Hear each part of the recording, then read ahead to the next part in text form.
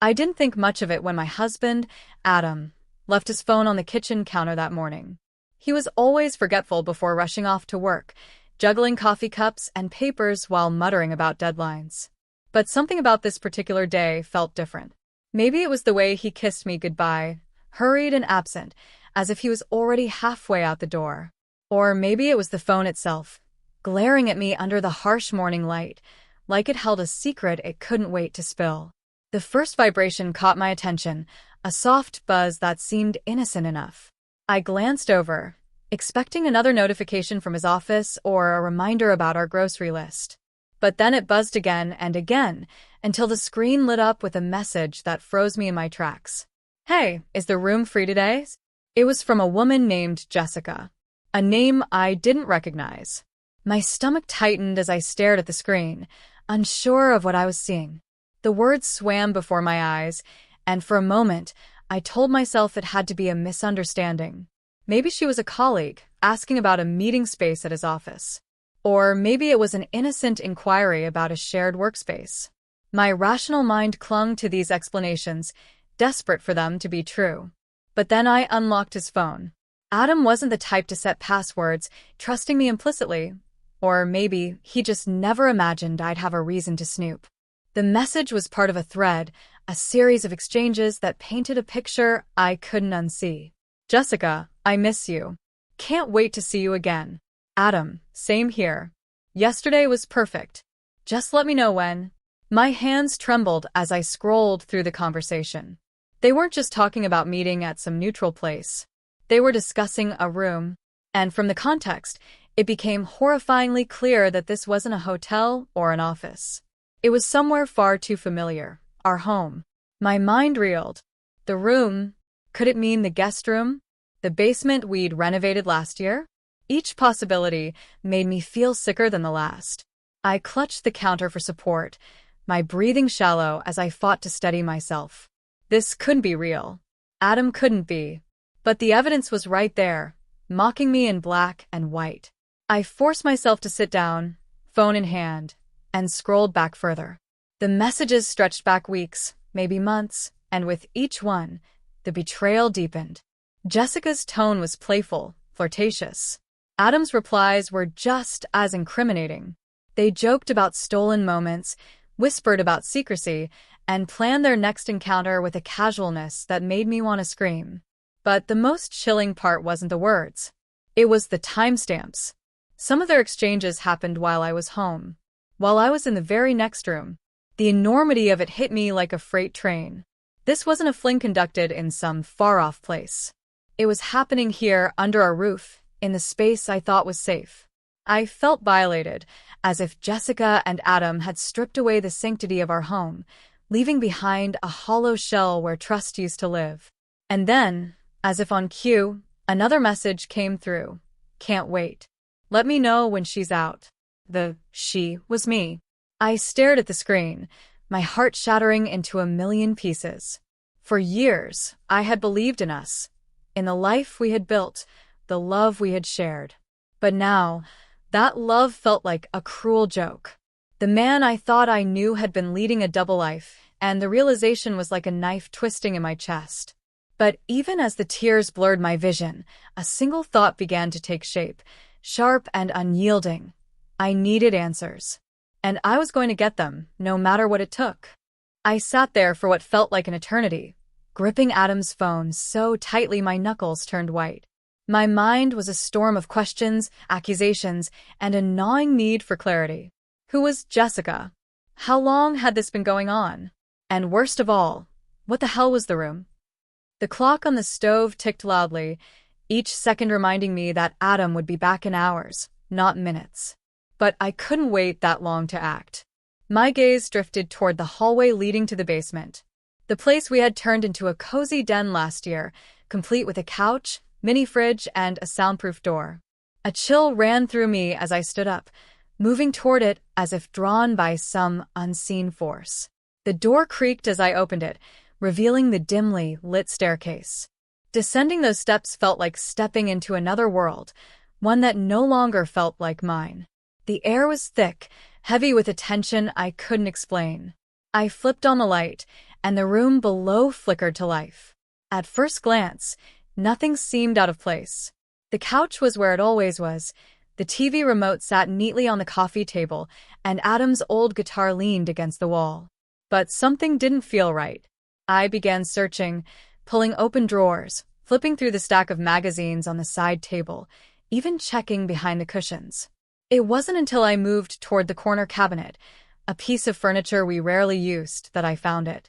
The cabinet door stuck slightly, and I had to tug hard to get it open. Inside, I saw a small lockbox. It was something I'd seen before but never questioned. Adam said it was for old receipts and documents. My hands trembled as I pulled it out and tried the latch. It was locked. Of course, it was locked. Frustrated, I searched the room for anything that might fit. Finally, in the back of the junk drawer near the fridge, I found a small silver key. My breath caught as it slid into the lock with a soft click. I opened the box, and my stomach dropped. Inside was a collection of items that painted a picture I desperately didn't want to see. A bottle of perfume I didn't recognize, receipts for hotel rooms and dinners, and, worst of all, a photograph of Jessica. She was smiling, leaning against the arm of what looked like our couch. I felt the walls closing in, the air growing too thin to breathe. I clutched the photo in one hand and stared at it, memorizing every detail of the woman who had been invading my life without my knowledge. Her features were soft, her smile confident, and her eyes. I hated those eyes. They seemed to mock me, as if she knew she had something I didn't. My mind raced. The room wasn't just a place for Adam to sneak away. It was their room, a space he had created within the walls of our home for his affair. The thought was too much to bear, and before I knew it, I was tearing through the rest of the basement, throwing open drawers and cupboards, desperate to uncover the full extent of his betrayal. And then I found it. Tucked under the couch cushion was a burner phone, the kind you'd see in a cheap spy movie. My hand shook as I turned it on, and the screen lit up with messages and missed calls, almost all of them from Jessica. Yesterday was amazing. I still can't believe we have a place just for us. Do you think she suspects anything? Every message was a dagger to my heart. I scrolled through the contacts and saw only one saved number. Hers. A new message popped up right as I was about to turn it off. Let me know if tonight works. I can't stop thinking about you. I dropped the phone as if it had burned me. My vision blurred with tears, but I refused to let them fall. Crying would mean breaking, and I couldn't afford to break. Not yet. There was still one thing left to do. I marched back upstairs, adrenaline coursing through me. I needed to know more, needed to hear her voice, to confront the woman who thought she could invade my life so casually. With Adam's phone in hand, I dialed her number. It rang twice before she picked up. Hey, babe. Jessica's voice was soft, playful. I wasn't expecting you to call. Is she out? I froze. Her tone, so casual, so assured, sent a fresh wave of anger through me. My grip on the phone tightened. This isn't Adam, I said, my voice colder than I expected. There was a sharp intake of breath on the other end. Who is this? She asked, her confidence cracking. This is his wife, I said, savoring the silence that followed. For a moment, I thought she might hang up, but then she spoke again. I didn't mean. Save it, I snapped. I know everything. The messages, the receipts, the room. I spat the word like it was poison. You're nothing but a pathetic homewrecker. Jessica's tone shifted, defensive now. Look, I didn't force him into anything. If he's unhappy with you, that's not my fault. My blood boiled. Unhappy? Unhappy? You think that gives you the right to walk into my life and destroy it? You think that makes this okay? She started to respond, but I didn't give her the chance. I hung up, slamming the phone onto the counter. My heart raced, and I could feel the anger coursing through my veins like fire. I wanted to scream, to break something, but instead, I stood there, trembling with the weight of what I'd uncovered. This wasn't over. Not by a long shot. I needed to confront Adam. But not yet. First, I had to plan. Whatever came next, I was going to make sure he and Jessica both felt the full weight of their choices. When Adam walked through the door that evening, whistling a familiar tune and carrying the takeout we'd planned for dinner. I felt a storm brewing inside me. But I didn't let it show. Not yet. I smiled, kissed his cheek, and took the bags from his hands. My chest burned with the effort it took to act normal, but I needed him to feel secure. This wasn't just a confrontation, it was a reckoning. As he settled on the couch, I busied myself in the kitchen, pretending to unpack the food. In reality, I was preparing for what would come next. The burner phone sat hidden in my pocket, its weight an unbearable reminder of his betrayal. The photograph of Jessica was tucked into a book on the coffee table, strategically placed for him to find. Everything was set. Now I just needed him to take the bait. Long days? I asked, keeping my tone light as I poured him a drink. Yeah, you know how it is, he replied, stretching out and flipping through channels. Clients always want the impossible. He was good at this, acting like everything was normal. It made me wonder how many nights like this he had shared with me, all the while knowing he had someone else waiting in the wings. But I wouldn't let that thought consume me. Not yet. Dinner's ready, I called, setting the plates down on the dining table. He wandered over, oblivious to the tension that gripped me like a vice. We ate in silence, punctuated only by his occasional comments about work. I responded with nods and polite smiles, waiting for the right moment.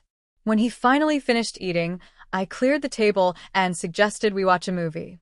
He agreed, settling back onto the couch while I picked something from our collection. As the credits rolled, I sat beside him, my heart pounding in my chest. The moment of truth was near. Hey, I said casually, reaching for the book on the table. I found something interesting today. Oh, he asked, barely glancing away from the screen. I flipped the book open and slid the photograph of Jessica onto his lap. His reaction was immediate. The blood drained from his face, and he sat up straight, staring at the photo as if it might bite him. What's this? He stammered, his voice shaky. You tell me, I said, crossing my arms. Who is she, Adam? His mouth opened and closed like a fish gasping for air. She's just a friend.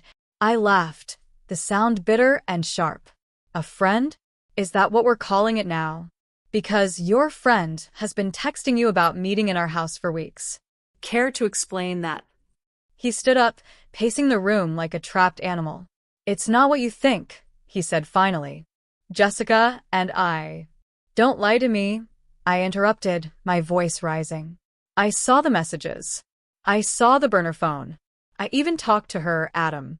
So don't you dare try to spin this into something innocent. His shoulders slumped, and for a moment, I thought he might tell the truth. But then his expression hardened. Fine, he snapped. Yes, Jessica and I have been seeing each other. But it's not like you think. Oh, please, I said, my anger boiling over. What part of this am I supposed to misunderstand? The part where you turned our home into your little love nest? Or the part where you planned all of this behind my back? He took a deep breath, his eyes pleading. It wasn't like that. It was an escape. Things haven't been great between us, and I didn't know how to fix it. I couldn't believe what I was hearing. So, instead of talking to me, you decided to cheat? To bring her here? Into our house? His silence was answer enough. My chest tightened as the weight of his betrayal settled over me like a suffocating blanket. I had been prepared for excuses, for denials, but not for this. Not for him to admit it so casually, as if it were some inevitable mistake. Do you even realize what you've done? Asked, my voice trembling. You've destroyed everything we built together. And for what? For hers? Adam looked away, unable to meet my eyes. I never meant for it to go this far, he muttered. I didn't want to hurt you. But you did, I said, my voice breaking. You hurt me in ways you can't even imagine. He reached for me, but I stepped back, my fury boiling over. Don't touch me, I snapped. You don't get to act like the victim here. And then, as if the universe wasn't done playing its cruel games, his phone buzzed. The screen lit up with a message from Jessica. I'm outside. Can't wait to see you. I picked up the phone and held it out to him. She's here, I said, my voice cold and unrecognizable. Why don't you let her in? After all, this is what you wanted, right? Adam's face twisted in panic. No. I'll tell her to leave. I'll end it. Just, please don't do this. But it was too late. I marched to the door and yanked it open, revealing a startled Jessica standing on the porch. She looked exactly like her photo, but seeing her in person made my anger explode into something primal. You've got some nerve, I said, stepping aside. Go ahead. Your precious Adam is waiting. Jessica glanced at Adam, who stood frozen behind me. I didn't mean to cause trouble, she began, but I cut her off. You didn't mean to? I spat. You've been sneaking into my home, sharing my husband, and you didn't mean to cause trouble? Jessica opened her mouth to reply, but I didn't let her. Get out of here, I said, pointing to the driveway. And don't you dare come back. She hesitated, looking at Adam for guidance. But he said nothing, his eyes fixed on the floor. Finally, she turned and walked away, her footsteps fading into the night. I closed the door, turning back to Adam. I want you out, I said, my voice steady. Take your things and leave. You can figure out the rest later, but for now, I don't want to see your face. He didn't argue. For once, he seemed to understand the depth of his mistake. As he packed a bag and left, I stood in the doorway, watching him disappear into the darkness. For the first time in hours, the house was silent. But it wasn't the silence of peace. It was the silence of something broken beyond repair. The silence of the house was deafening once Adam left. I stood in the doorway for what felt like hours, staring at the empty driveway, my mind looping through every betrayal, every lie. But anger was a funny thing. It didn't let me wallow for long. Instead, it sparked something in me, a determination to uncover just how deep this rot went. I knew Adam and Jessica were just the surface. There was something more, something I hadn't yet pieced together. My first step was the burner phone. It sat on the kitchen counter, an unassuming black rectangle that held secrets I wasn't sure I was ready for. I hesitated before picking it up again, my fingers hovering over the screen. But curiosity and fury won out. I began scrolling through the messages, searching for anything I might have missed. And then I found it, a text chain with a number that wasn't saved under a name. Unknown. Make sure everything's cleaned up. I can't afford for her to find out. Jessica, relax. I've been careful. She's clueless. Unknown. She's smarter than you think. Let me know if you need help. My stomach twisted. Who was this? Someone else involved in their twisted little affair? I quickly checked the call history, and sure enough, the same number appeared multiple times. It wasn't just Jessica and Adam. Someone else was in on this. I sat down, trying to piece it together. Who would have a vested interest in keeping me clueless? My mind cycled through names. Adam's coworkers, old friends, even acquaintances we'd met at parties. But no one made sense. No one fit the profile of someone who would know about this and help cover it up. Until it hit me. There was only one person who had been in our lives as consistently as Adam and I had been in each other's. Claire, my best friend. The realization slammed into me like a freight train. Claire had always been there, always supportive, always kind. She was the one who had introduced me to Adam years ago, insisting we were perfect for each other. She was the one who had stayed late at our house to talk through arguments, the one who never missed a birthday, who knew every detail of our lives. If there was anyone who could orchestrate a betrayal like this, it was her. But why? I scrolled through my contacts, dialing her number, before I could second-guess myself. It rang twice before she answered, her voice chipper as always. Hey. What's up? You sound a little off. I need to talk to you, I said, cutting straight to the point. It's about Adam. There was a pause, so brief it might have gone unnoticed by anyone else. But I knew Claire too well. Adam? What's going on?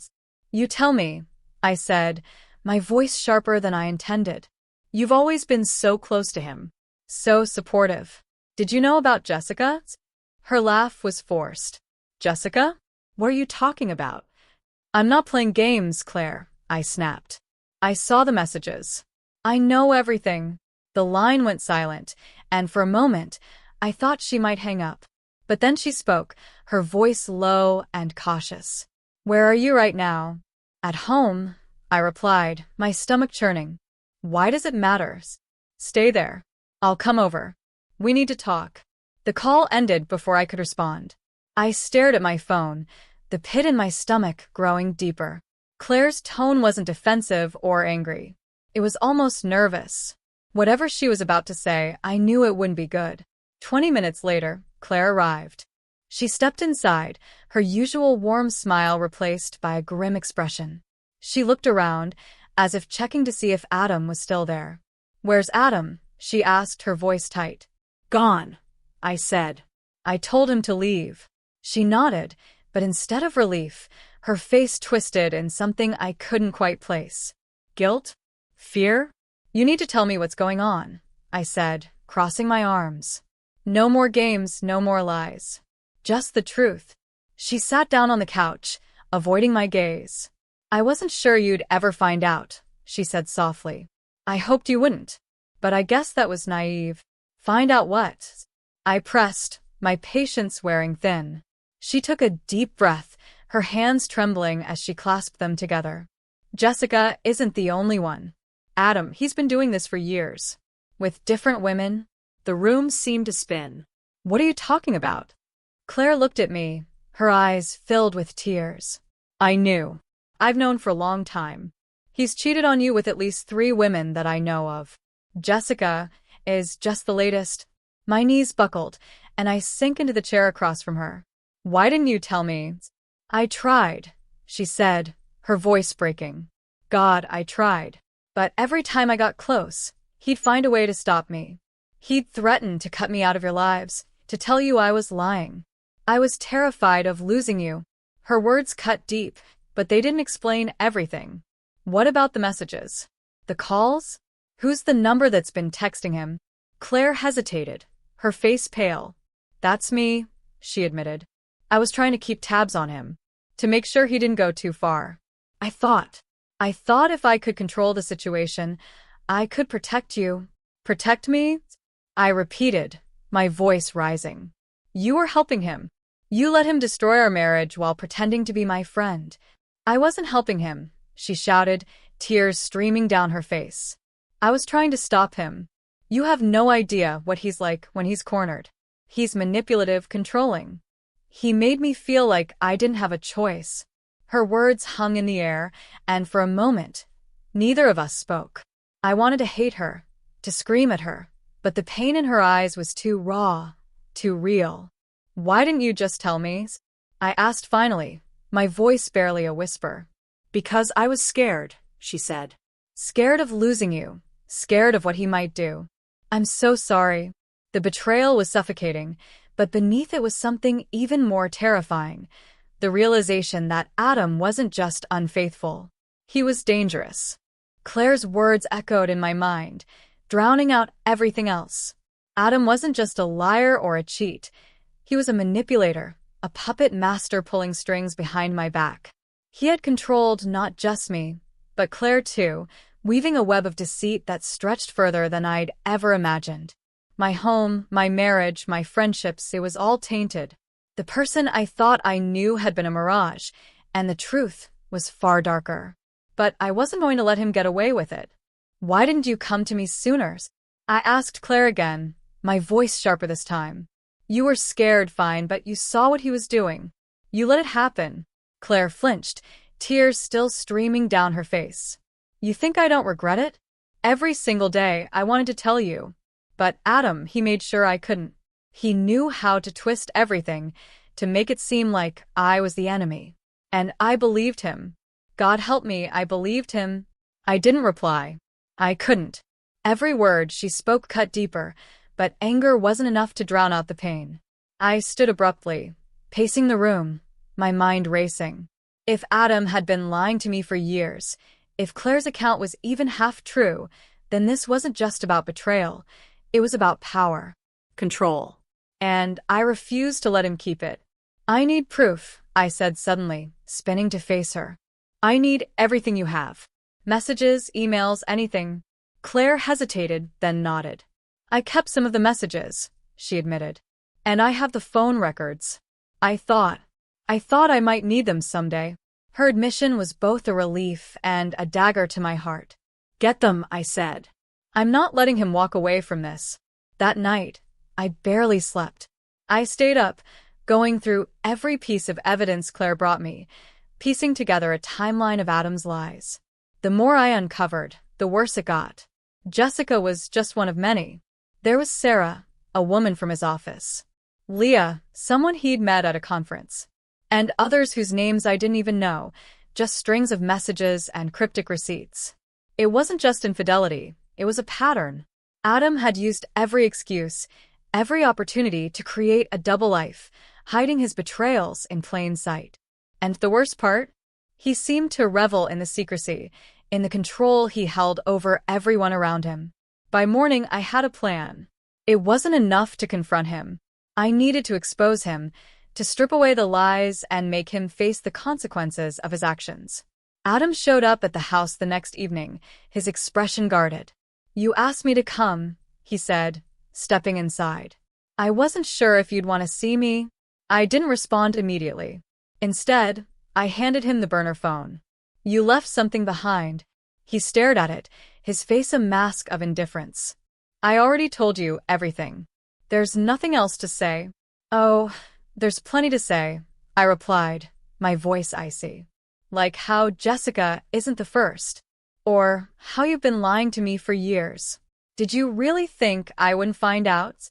His eyes widened, and for a moment, I saw a flicker of panic. But he quickly masked it with anger.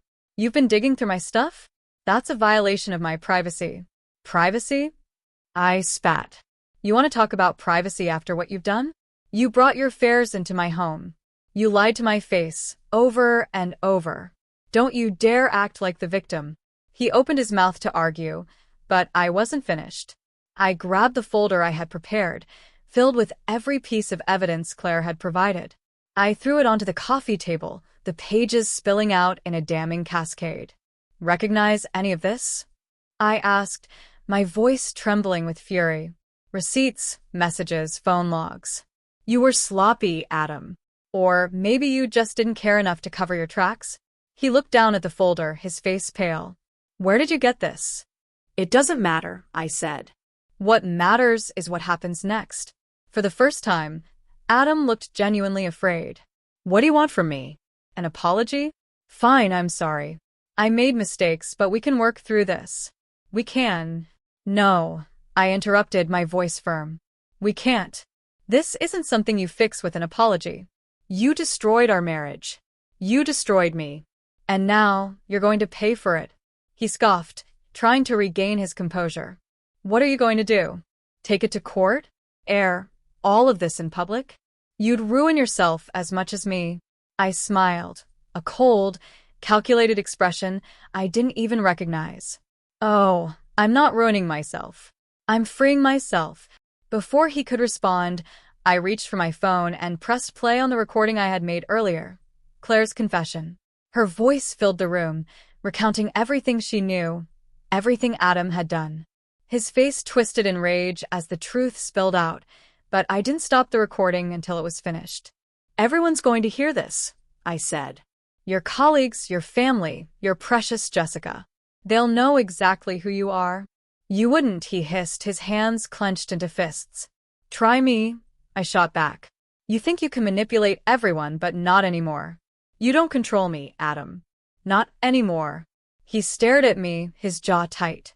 For a moment, I thought he might lash out, but instead, he grabbed his coat and stormed toward the door. "You're going to regret this," he said, his voice low and venomous. "No," I said, my voice steady. "You are." As the door slammed behind him, I felt an overwhelming sense of relief. For the first time in years, I was free. Free from the lies, the manipulation, the weight of a marriage built on falsehoods. Adam had tried to control me, to break me, but he had failed. And now, it was his turn to face the consequences. As the sound of Adam's car faded into the night, I stood in the quiet house and let myself breathe. For the first time, I wasn't suffocated by doubt or betrayal. The air felt lighter, and so did I. What Adam had done was unforgivable, but I had reclaimed my power. The lies, the manipulation, the heartbreak, they were no longer my burden to carry. In the days that followed, I took the steps to rebuild my life. I filed for divorce, cut ties with toxic connections, and leaned on the people who truly cared about me. Claire, and I had a long way to go before I could trust her again, but she was working to earn that trust, and for now, that was enough. The experience taught me something I never expected. Strength isn't about avoiding pain. It's about facing it, surviving it, and using it to grow. Adam's betrayal didn't define me. It freed me. I wasn't the woman he broke.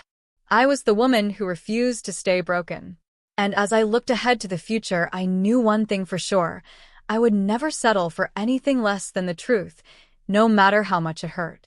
Because in the end, the truth was what set me free.